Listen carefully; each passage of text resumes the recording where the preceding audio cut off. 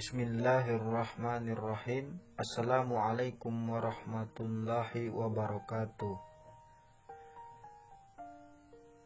Nama saya Muhammad Arsyil Latamu, kelas AS3B. Makalah saya berjudul tentang hukum-hukum yang dijelaskan dalam Al-Quran. Al-Quran adalah kitab suci yang memuat wahyu atau firman Allah, Tuhan yang Maha Esa, asli, seperti yang disampaikan oleh malaikat Jibril kepada Nabi Muhammad sebagai Rasulnya, sedikit demi sedikit selama 22 tahun, 2 bulan 22 hari. Mula-mula di Mekah, kemudian di Madinah untuk menjadi pedoman atau petunjuk bagi umat manusia dalam hidup dan kehidupannya itu, mencapai kesejahteraan di dunia ini dan kebahagiaan di akhirat kelak. Perkataan Al-Quran berasal dari kata kerja qara'a, artinya dia telah membaca. Kata kerja qara'a ini berubah menjadi kata kerja suruhan iqra, artinya bacalah, berubah lagi menjadi kata benda Quran. Pengetahuan yang terkandung di dalam Al-Quran hanyalah benih-benih atau prinsip-prinsipnya saja, kitab induk yang memuat pokok-pokok ketetapan Allah. Menurut Said Hussein Nasar, Al-Quran mempunyai 3 petunjuk bagi manusia. Yang pertama, ajaran yang memberi pengetahuan metafisika tentang Tuhan, kosmologi, dan pembahasan tentang kehidupan akhirat. Yang kedua, Al-Quran berisi petunjuk yang menyerupai sejarah manusia, rakyat biasa, raja-raja, orang-orang suci, para nabi sepanjang zaman, dan segala cobaan yang menimpa mereka. Yang ketiga, Al-Quran berisi sesuatu yang sulit untuk dijelaskan dalam bahasa biasa. Ayat Al-Quran, karena berasal dari firman Tuhan, mengandung kekuatan yang berbeda dari apa yang dapat kita pelajari secara rasional. Al-Quran mengandung berbagai tingkat arti. Karena itu, orang harus dipersiapkan agar dapat memahami arti Al-Quran secara baik dan benar. Manusia menemukan arti Al-Quran yang jelas melalui pengkajian terhadap hal yang secara implisit atau tersirat terdapat di dalamnya. Pada garis-garis besarnya Al-Quran memuat soal-soal yang berkenaan dengan: pertama, akidah; yang kedua, syariah, baik ibadah maupun muamalah; yang ketiga, akhlak dalam semua ruang lingkupnya; yang keempat, kisah-kisah umat manusia di masa lalu; yang kelima, berita-berita tentang zaman yang akan datang; yang keenam, benih atau prinsip-prinsip ilmu pengetahuan. Jadi itu dasar-dasar hukum atau hukum-hukum dasar yang berlaku bagi alam semesta, termasuk manusia di dalamnya. Menurut pandangan Abdul Wahab Khalaf, hukum-hukum yang terkandung dalam Al-Quran adalah: 1.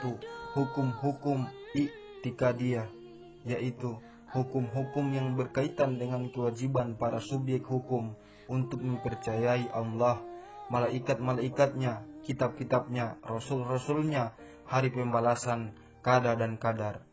Kedua, hukum-hukum akhlak, yaitu hukum-hukum Allah yang berhubungan dengan kewajiban seorang subjek hukum untuk menghiasi dirinya dengan sifat-sifat keutamaan dan menjauhkan diri dari sifat-sifat yang tercela.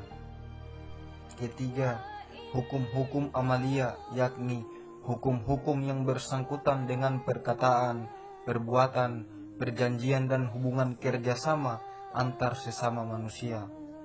Macam hukum yang ketiga ini dibagi lagi ke dalam 2 jenis, yaitu: pertama, hukum ibadah, yakni hukum yang mengatur hubungan antara manusia dengan Allah dalam mendirikan sholat, melaksanakan ibadah puasa, mengeluarkan zakat, dan melakukan ibadah haji. Yang kedua, hukum-hukum muamalah. Konsep hukum menurut Al-Quran adalah al-komprehensif, yaitu meliputi segala-galanya sesuai dengan sifat penciptanya, yaitu Allah penguasa alam semesta yang menguasai semuanya. Hukum menurut konsep Al-Quran tidak dapat dicerai pisahkan dengan iman, akhlak. Hal ini mempertebal ketaatan dan kepatuhan hukum seseorang. Orang yang beriman, yang yakin bahwa segala gerak-gerik dan tingkah lakunya dicatat oleh malaikat dan akan dipertanggungjawabkan di akhirat kelak dalam mahkamah yang dipimpin oleh hakim yang maha adil. Orang yang bermoral atau berakhlak, ia tidak mau berdusta karena ia percaya bahwa sikapnya itu melanggar hukum atau ketetapan Allah mengenai akhlak manusia yang baik. Menurut Abdul Wahab Khalaf, ayat-ayat hukum sangat sedikit dalam Al-Quran. Mengenai ibadah berjumlah 140, sedangkan ayat-ayat hukum mengenai muamalah berjumlah 228 ayat. Jumlah seluruh ayat-ayat hukum itu, menurut penelitian beliau, 368 atau lebih kurang 5-6 atau 6,8% saja, yang benar-benar mengatur hubungan antara manusia dengan manusia dalam masyarakat, sekitar 3% dari seluruh ayat-ayat Al-Quran. Ayat-ayat Al-Quran yang berhubungan dengan ibadah sifatnya itu ta'abudi atau harus diikuti seperti apa adanya. Hukum keluarga, hukum tata negara terdiri 10 ayat dan hukum internasional terdiri 25 ayat. Hukum-hukum perdata terdiri 70 ayat, pidana terdiri 30 ayat. Tata negara terdiri 10 ayat, internasional terdiri 25 ayat, ekonomi keuangan terdiri 10 ayat, dan hukum acara terdiri 13 ayat. Sedikit yang rinci karena kaidah-kaidah hukum fundamental itu bersifat terbuka dan takulli. Surah An-Nisa, surat yang keempat, ayat 12. Contoh ayat yang bersifat qat'i, jelas artinya. Nas Al-Quran yang zani arti atau pengertiannya itu lebih dari satu. Contoh surah Al-Baqarah, surah yang kedua ayat 228. Terdapat beberapa ciri atau perbedaan antara ayat Al-Quran yang turun di Mekah dan di Madinah. 1. Ayat-ayat yang turun di Mekah didahului dengan kata ya ayuhan nas atau hai manusia. Sedangkan ayat-ayat yang turun di Madinah didahului dengan kata-kata ya ayyuhallazina amanu atau hai orang-orang yang beriman. Kedua, ayat turun di Mekah sekarang terdapat di bak belakang Al-Quran. Ayat yang turun di Madinah di bagian depan Al-Quran. Ketiga, ayat yang turun di Mekah kalimatnya pendek, penuh dengan sajak-sajak, irama kata yang kuat sekali. Ayat yang turun di Madinah kalimat panjang dan bahasa tenang dalam bahasa hukum. Keempat, ayat yang turun di Mekah umumnya berisi soal iman, keesaan Tuhan, hari kiamat dan akhlak. Sedangkan ayat yang turun di Madinah memuat soal hukum, sosial, dan soal kemasyarakatan. Tentang jumlah ayat ada perbedaan. Surah pertama disebut Al-Fatihah atau pembukaan. Surah ke-114 terakhir ialah penutup, adalah surah An-Nas atau manusia. Al-Quran tidak disusun secara kronologis. 5 ayat pertama yang diturunkan di Gua Hira pada malam 17 Ramadan atau pada malam Nuzulul Quran, ketika Nabi Muhammad berusia 40-41 tahun, sekarang terletak di surat Al-A'laq, surah ke-96 ayat 1-5. Ayat terakhir yang diturunkan di Padang Arafah ketika Nabi Muhammad berusia 63 tahun pada tanggal 9 Zulhijjah tahun ke-10 Hijriah. Kini terletak di surah Al-Maidah surah ke-5 ayat 3 ketika Nabi berumur 40 tahun tanggal 17 Ramadan bertepatan dengan 6 Agustus 610 Masehi. Surah Al-A'laq atau surah Al-Iqra surat ke-96. Al-Quran yang pertama itu disebut Nuzulul Al-Quran, artinya turunnya Al-Quran.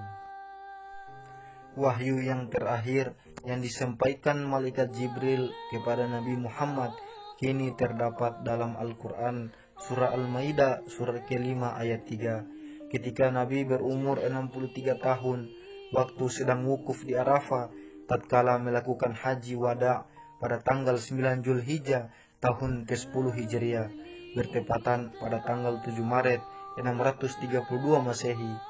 Antara wahyu pertama sampai dengan wahyu terakhir.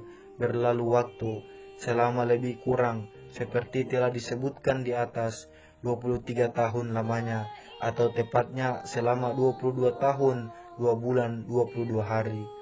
Wahyu yang disampaikan kepada Nabi Muhammad secara berangsur-angsur, sedikit demi sedikit itu disusun tidak menurut urutan turunnya, dilakukan oleh Nabi Muhammad sendiri atas petunjuk Allah yang disampaikan kepada beliau melalui malaikat Jibril.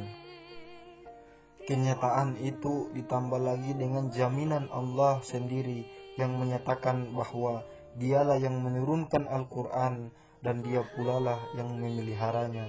Quran Surah Al-Hijr surah ke-15 ayat 9, menyebabkan Al-Quran tetap asli.